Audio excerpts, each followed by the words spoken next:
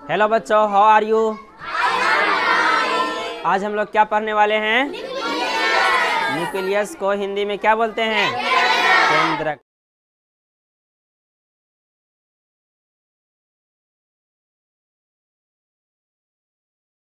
Nucleus के surface पे क्या मिलता है? Endoplasmic reticular membrane.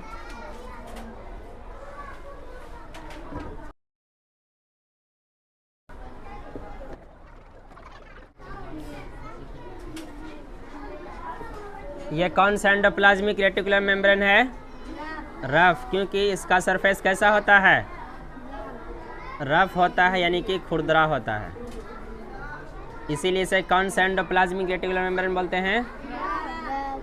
Rough endoplasmic reticular.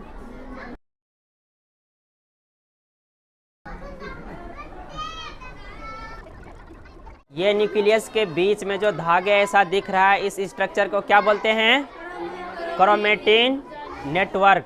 Chromatin network, network कहो या जालिका कहो, बात एक ही है। क्रोमेटिन जालिका या क्रोमेटिन नेटवर्क।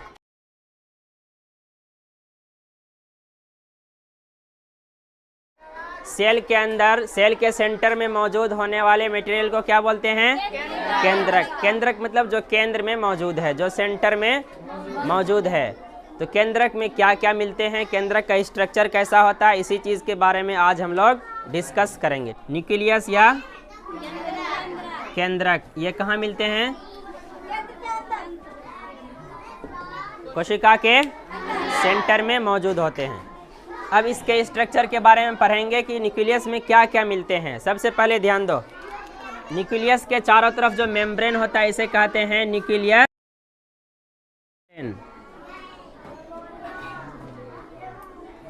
क्या बोलते हैं? Nuclear membrane.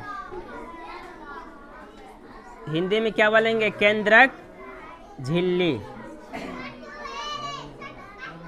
जिस तरह से हम लोग पढ़े थे, सेल के चारों तरफ जो मेम्ब्रेन मौजूद होते हैं उसे कहते हैं सेल मेम्ब्रेन या कोशिका झिल्ली। उसी तरह से न्यूक्लियस के चारों तरफ भी झिल्ली मौजूद होते हैं जिसे कहते हैं केंद्रक झिल्ली, न्यूक्लियर मेम्ब्रेन। और न्यूक्लियस में देखो ध्यान से क्या क्या स्ट्रक्चर मौजूद है। ये क्या है? Endoplasmic reticulum membrane. लेकिन कैसा एंडोप्लाज्मिक है? ये रफ है कि स्मूथ है? रफ है।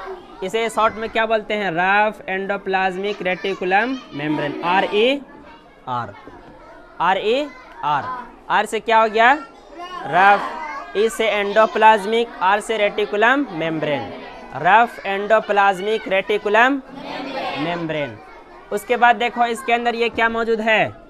केंद्रक द्रव। क्या कहते हैं इसको? केंद्रक द्रव। जिस तरह से हम लोग पढ़े थे कि कोशिका के अंदर मौजूद होने वाले द्रव को क्या बोलते हैं? कोशिका द्रव बोलते थे ना जी, या साइटोप्लाज्म। कोशिका द्रव या साइटोप्लाज्म। उसी तरह से न्यूक्लियस के अंदर मौजूद होने वाले द्रव को क्या बोलते हैं? केंद्रक द्रव या न्यूक्लियोप्लाज्म। न्यूक्लियोप्लाज्म। अब देखो इसमें एक जाल ऐसा संरचना दिख रहा है, इसे क्या कहते हैं? क्रोमेटिन जालिका। क्रोमेटिन जालिका, क्रोमेटिन नेटवर्क ही बोल सकते हैं। क्या बोल सकते हैं? Chromatin network. नेटवर्क मतलब जाल या जालिका। उसके बाद ये क्या है? देखो केंद्रक है, केंद्रिका है जी। ये केंद्रक है, केंद्रिका। केंद्रक तो ये पूरा स्ट्रक्चर क्या है? केंद्रक या न्यूक्लियस है। लेकिन केंद्रक के अंदर भी मौजूद है एक सेंटर, उसे क्या कहते हैं? केंद्रिका या न्यूक्लियोलस। क्या बोलते हैं? न्यूक्लियोलस या केंद्रिका। कि जीन किसे कहते हैं? देखो ये मान लो क्या है? न्यूक्लियस। क्या है ये? न्यूक्लियस। न्यूक्लियस में क्या मौजूद था? न्यूक्लियोलस या केंद्रिका। इसी में मौजूद था क्रोमेटिन नेटवर्क, था ना जी मौजूद। इसी में मौजूद था न्यूक्लियोप्लाज्म। क्या मौजूद था? न्यूक्लियोप्लाज्म या केंद्रक द्रव।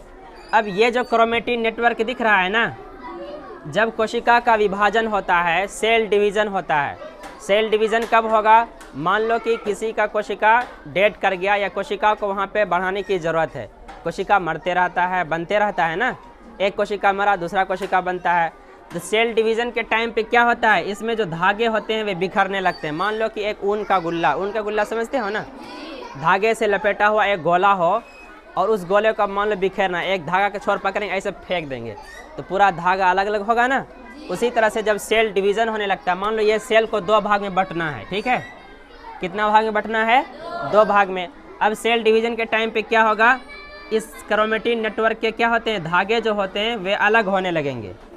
क्रोमेटिन नेटवर्क के धागे अलग होने लगेंगे, उसी में मौजूद होता है क्रोमोसोम डीएनए। अब इसमें जो मौजूद है डीएनए, उसी का एक खंड है जीन। क्या है ये, खंड मतलब टुकड़ा। ये मान लो क्या है, डीएनए है, डीएनए का इतना छोटा टुकड़ा, इसी के क्या कहते हैं, जीन।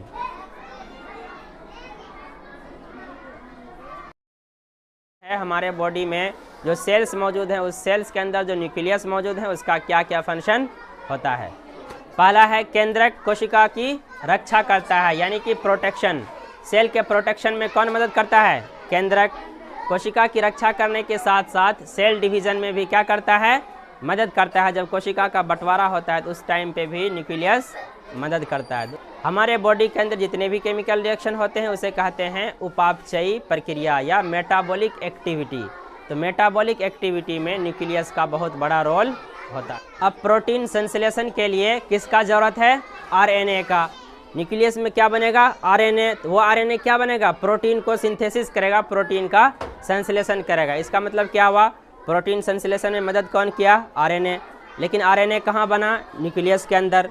इससे पता चला न्यूक्लियस का बहुत बड़ा रोल है प्रोटीन के सिंथेसिस में, क्योंकि प्रोटीन सिंथेसिस के लिए जिस चीज़ की ज़रूरत है यानी आरएनए की, वो आरएनए का फॉर्मेशन न्यूक्लियस के अंदर हो रहा है। इस तरह से हमारे बॉडी के अंदर जो सेल्स मौजूद होते हैं उसके अंदर जो न्यूक्लियस मौजूद होते हैं वो सेल के डेवलपमेंट एंड मैच्योरेशन में क्या करता है, उसको निर्धारित करता है। अगर न्यूक्लियस का डेवलप सही से हुआ है, इसका मतलब है कि ये कोशिका मैच्योर हो चुका है, ये कोशिका का डेवलपमेंट सही से हो चुका है।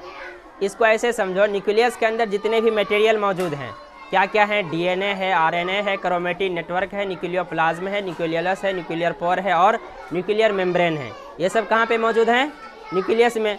अगर ये सब चीज़ मौजूद है इसका मतलब ये कोशिका सही है, ये कोशिका परिपक्व हो चुका है, ये कोशिका मैच्योर हो चुका है ना। लेकिन ये सब चीज़ मौजूद नहीं है तो ये कोशिका मैच्योर नहीं हुआ। लेकिन सेल के अंदर अगर न्यूक्लियस का मैच्योरेशन सही से नहीं हुआ, न्यूक्लियस का डेवलपमेंट सही से नहीं हुआ है, इसका मतलब ये सेल मैच्योर और डेवलपमेंट सही से भी इसका नहीं हुआ है। इसी चीज़ को डिटरमाइन करता है न्यूक्लियस।